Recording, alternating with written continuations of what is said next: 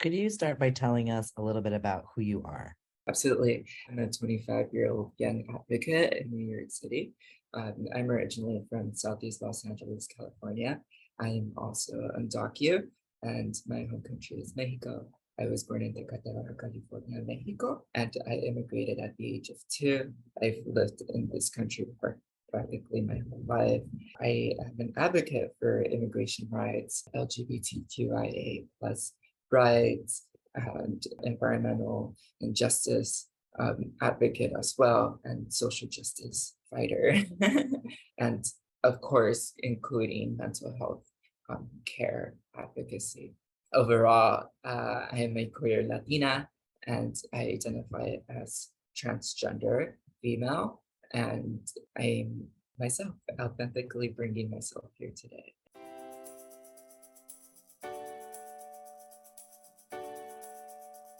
Okay, so let's talk about family acceptance. Did anyone offer Mhm. services or supports to help your family in accepting your identity? And would you have been open to receiving those services? Yes, I would be open to receiving services.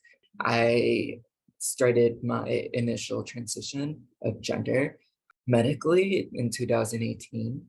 And during that time, policy and legislation was a little bit more different. It wasn't as intrusive as it is now, but I was able to navigate it on my own. And if I could have had the opportunity to include just my family in general, yes, I would include it and welcome it.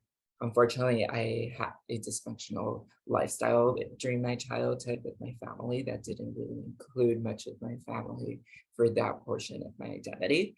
And so I am working towards that transition for the future and for the current members of my community that identify like myself as trans, who are in need of a welcoming partner to help them feel safe and cared for.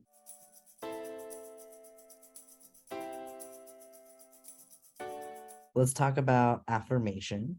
Did people have conversations with you about your identity? And if so, how was it handled? I like affirmations a lot. Those are like my personal motives. Mhm. And I had a lot of affirmations, good and bad. And so those shaped me, and they were handled very okay for me. I think I was able to just grasp some feelings that I didn't like really like about, the negative feedback, and then like some good positive feelings, but also challenging because not everything is perfect, and you can't have a transition from one day to the other, and it takes so much time. And so it's been 5 years for me with my transition, and I'm really happy that I had the affirmations of having close people, like chosen family, who were affirmative to me and saw me and heard me and took the time to help me out identify myself. Any other examples of what people did to affirm your identity? Yeah, I mean, for example, I think when I first had a conversation about it with my close friends, we were having dinner, and um, I had just like brought a conversation up about my gender dysphoria, not really knowing how to talk about it. I just opened up the conversation, and um, two of my chosen family members and close friends, they broke the ice into having that conversation into a deeper perspective of learning and just healing at the same time. And after that, I had a whole group of chosen family and friends and peers who helped me affirm myself and my identity and my preferences.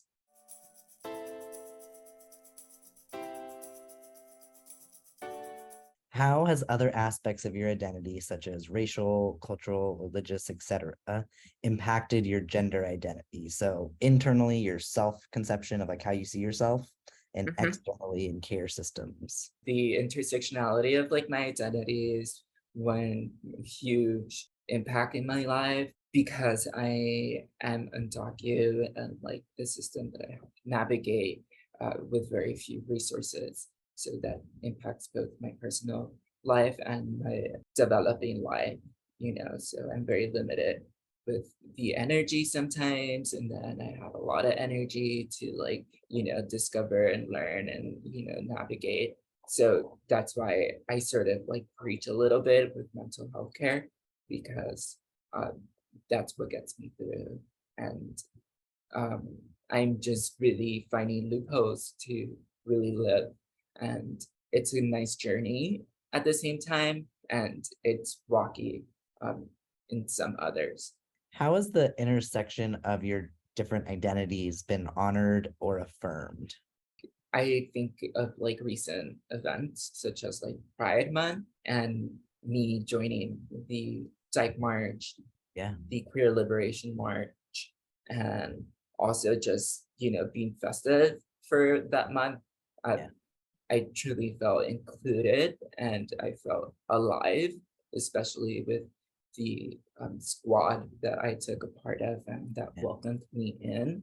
And so, within all the intersectionalities that I experience, I think also, one thing that I haven't mentioned yet is that I have the lived experience of homelessness during my young youth years, Mhm. from the ages of 23 to 25.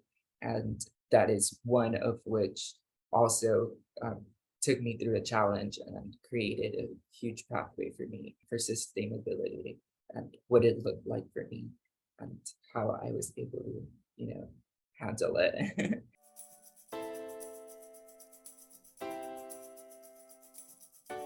Has there been conflict when it comes to the intersection of your identities? Conflicts, yes. Sometimes I might be clocked, sometimes I might be accepted. But when I get clocked, it can be rough and it becomes a conflict for me internally. But also the other conflicts, such as like legislative and policy decisions taken in the world, where I might not fit in with the legislation or the policy in it together. And so I would have to, figure it out. As I say, might fight it and or legislate it. And I think that becomes like a conflict sometimes. When it comes to social, I'm aware of, my own acceptance and that of others. And sometimes I don't really want to think about others' acceptance, but Yeah. I have to. It's my responsibility.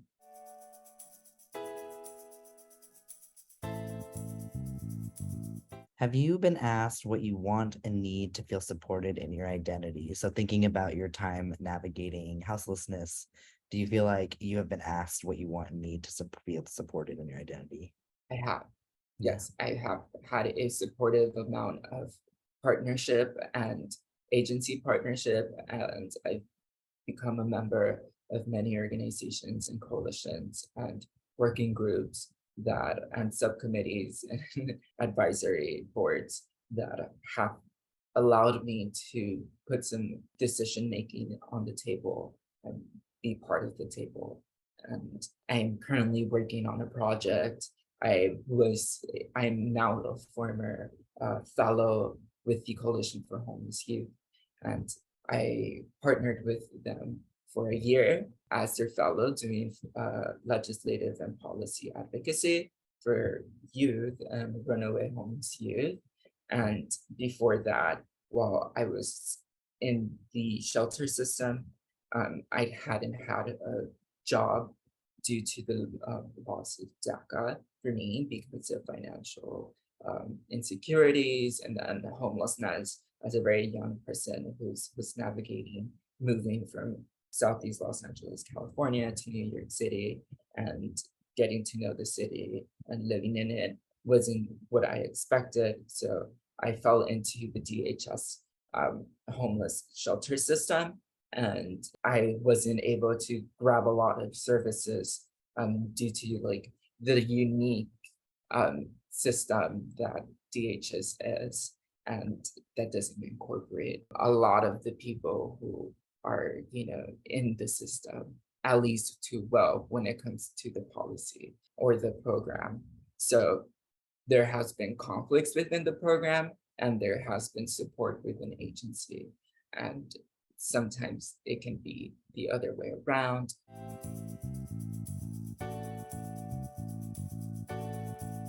If socially or medically transitioning, were you allowed to take the lead in that process, or did adults in your life make assumptions about what your transition would look like? Yes, I had full decision of my transition. I didn't include anyone at first, and I made all the calls and I made all the research that I had to do within like my own healthcare insurance, and I was a little well versed for that, and or in general, just to be a researcher and like do my own thing, and basically I navigated and made the appointments so that I can transition medically. I'm deciding to, authentically just live as a trans woman visibly. I might not be the most perfect looking trans woman that is normalized in society today and day, and but it's my energy and it's my representation and how I go about it that tells the world that I am trans and visibly there, existing, walking in this globe. Yeah. Yes. Well, and are you happy as you? Well, yes, absolutely. I am happy as me. Yes. Yeah. I I go to therapy. I try to, be aware and take care of my mind and Sure. myself and my overall spirit. Um, I'm very happy. Yes. Yeah.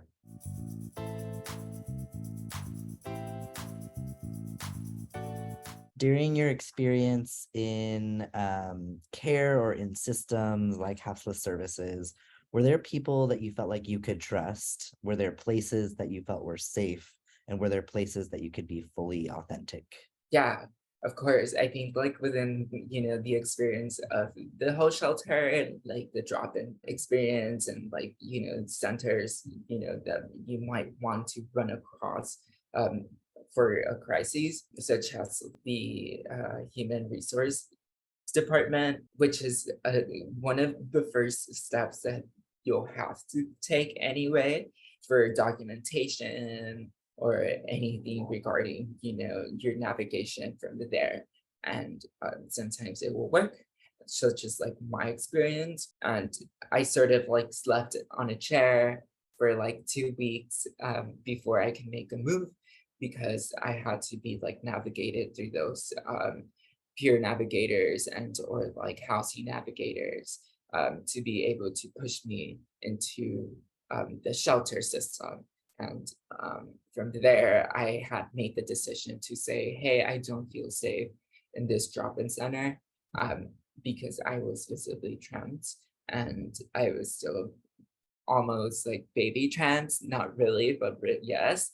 And I was vulnerable and I was picked on a few times. And so I didn't feel safe. I made the decision to ask for safety and to be transferred somewhere where I can feel myself. Um, and mainly, identified as a woman and respected that way. So I did get transferred to a women's shelter and I got to meet people from there. And that's how my peer experience started in that um, lived experience where I made peers, from young ages, youth years to elder age. And it was beautiful. Unfortunately, there was some people who, again, still picked on me and tried to deflate me from my own personal bubble, but I was just always fierce and I knew what to do enough to just move safely around the system. And eventually, from because of those people who picked on me, it was just too much that a program was found, a transitional independent living program. So a TIL. And that took me to an LGBTQIA program that housed youth and young adults from the ages of 18 to 30. And sometimes it didn't feel safe. I made friends, I've made peers, that, advocated with me for some issues, such as like writing agreements for like cleaning that's being avoided, or like we saw this that we thought was not right, and maybe, we should change the training or the policy or what it looks like for y'all to be trained so that y'all can know how to um, give us some services where we feel safe. And so that was a whole experience in itself.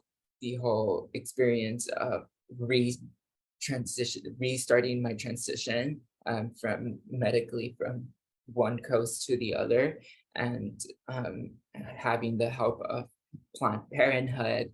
Um, it works.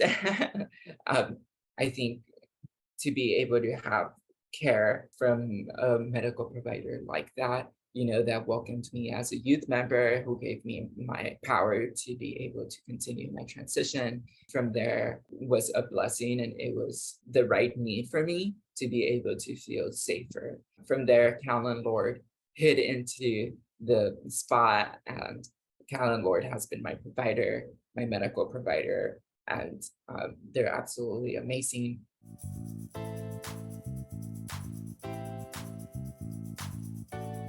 If you could do anything or make any recommendation for folks who work in systems to make it so that trans and non-binary youth had better experiences and outcomes, what would you want them to do? What would you recommend that service providers do? So a few recommendations that I do have is, travel light when you're transitioning from one coast to the other, state to state, and to have everything that you might want to have as far as documentation. Um, I had hot Cheetos for like 3 days straight while I was traveling on Amtrak for 3 days. I had very little money in my pocket, but I still made the move, and just have some confidence in your pocket and have a very high intuition about your safety. And yes, travel very light, network and make connections, make relationships, build relationships, strengthen relationships within the future by, seeking services and making sure that you're provided with, your medical and physical health. Also, if someone is running into the shelter system, whether it be a youth member, try the DYCD system with just the youth runaway, or like not runaway, yes, runaway. DYCD is the youth service shelter system and services also for children. And so there's some drop-in centers such as like California Center or Streetworks, and they are able to provide services and in general just to have a space to kick back and have a meal or two and snacks and possibly a movie and or a workshop to feel included while you're struggling. Feel free to go and know that someone is not alone while they're going through that experience. Always feel free to join the advocacy as part of decision making by lived experience, and change policy, legislate, challenge. And I think for the whole general, DH system, it's a little more difficult there because there's not a lot of advocacy other than the Coalition for Homeless, which they do such a great job with their advocacy and they show up.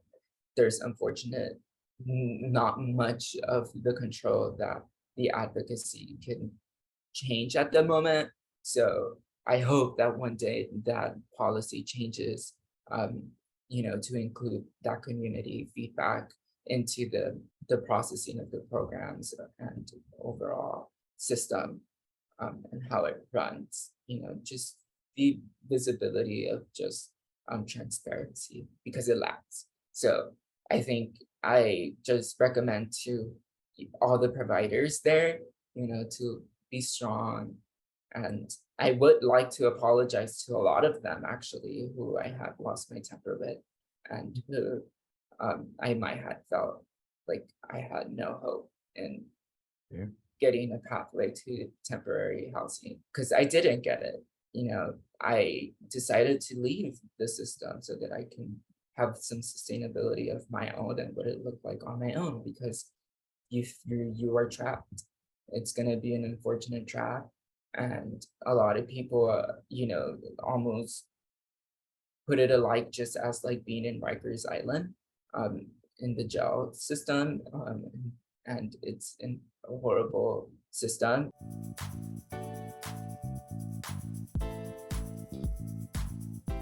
Personally, have you felt impacted by legislation that's been happening in the sense of like there's been a lot of the noise in the news about, over 500 anti-LGBTQ bills in the US.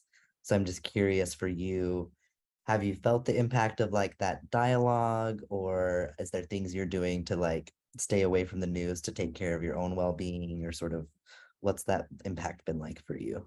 It's very draining. It's something that I'm staying on top of as part of like my own identity, and as far as like my passion of, combating the injustice there.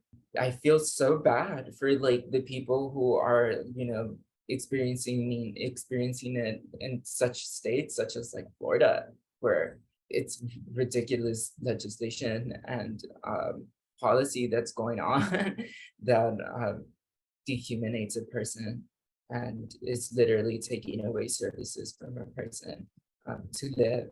And someone is just making a decision to impact those lives that way. And people like politicians, such as like those in Republican politics that are doing the harm, they're being entertained, and it's not funny. um, it wasn't funny in 2016, and it's not too funny now, and it wasn't too funny in the 1950s and 60s. Lives are being taken away because of the hate, and because of the legislation, and because of the evil policies that a group of people want to make a decision to be deliberately harmful. Thank you for letting me have this conversation with you, Gina, and I just appreciate you taking the time. All right, Elliot. Hear from you soon.